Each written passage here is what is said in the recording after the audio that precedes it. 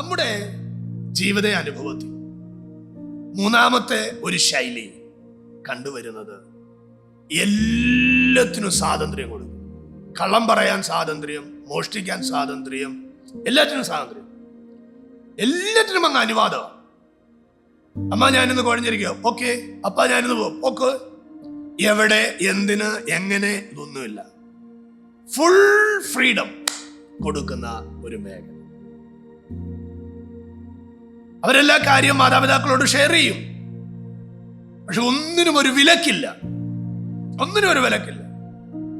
കൂട്ടുകാരുടെ കൂടെ പോകുന്നതിന് ഒരു വിലക്കില്ല, വരുന്നതിന് ഒരു വിലക്കില്ല, ഇരിക്കുന്നതിന് ഒരു വിലക്കില്ല, അവർ ചിന്തിക്കുന്നതിന് ഒരു വിലക്കില്ല, കഴിക്കുന്നതിന് അവർക്കൊരു വിലക്കില്ല. ഒന്നിനും വിലക്കില്ലാത്ത എല്ലാം അനുവദിച്ചു കൊടുക്കുന്ന ഒരു ശൈലി. ഇതൊരു ഭയങ്കര നാശകരമായ അനുഭവം.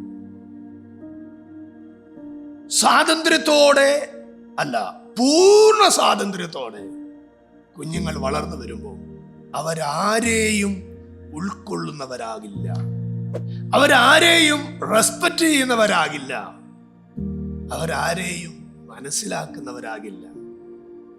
എല്ലാറ്റിലും എപ്പോഴും അവർ ഫുൾ ഫ്രീഡം ഉള്ളവരാണ്. അവരുടെ സംസാര ശൈലി വളരെ മോശമാകും. 4 പേര് കൂടിയിരിക്കുന്നിടത്തും എല്ലാവരുമൊക്കെ സംസാരിക്കുന്ന ഇടങ്ങളിൽ പ്രായം നോക്കാതെ, പക്വത നോക്കാതെ, ആരാണ് എന്ന് നോക്കാതെ, റെസ്പെക്റ്റ് ഇല്ലാതെ അവർ ഇടപെടും, അവർ സംസാരിക്കും. അവരുടെ അനുഭവം അങ്ങനെ ഒരു തലമുറ വളർന്നു വന്നാൽ ആ തലമുറ ചെന്നെത്തുന്നിടത്തെല്ലാം മറ്റുള്ളവരാൽ നിന്ന അനുഭവിക്കാനും, കളിയാക്കപ്പെടാനും, അപമാനിക്കപ്പെടാനും, ഒറ്റപ്പെടാനും സാധ്യത ഏറെ. സ്വാതന്ത്ര്യം വേണം, പക്ഷേ ആ സ്വാതന്ത്ര്യം ഒരിക്കലും ദുഷ്ടതയ്ക്ക് മറവായി തീരരുത്.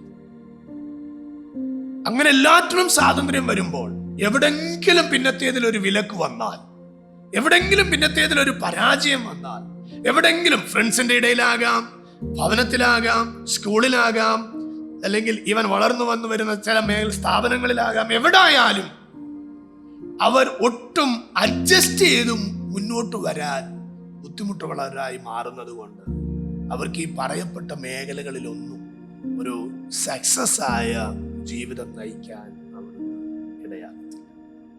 അതുകൊണ്ട് എല്ലാ സ്വാതന്ത്ര്യം കൊടുത്ത് വളർത്തുക എന്നുള്ളതല്ല, നാം പരിമിതപ്പെടുത്തേണ്ട മേഖലകൾ പരിമിതപ്പെടുത്തി, ഉപദേശിക്കേണ്ട മേഖലകൾ ഉപദേശിച്ച്, സൂക്ഷിക്കേണ്ട മേഖലകൾ സൂക്ഷിച്ച്, ഭക്തിയിൽ വളർത്തേണ്ട മേഖലകളിൽ ഭക്തിയിൽ വളർത്തി ദൈവകൃപയിൽ അവരെ മുന്നോട്ട് കൊണ്ടുപോകാൻ നാം എല്ലാവരും ബാധ്യസ്ഥരാണ്.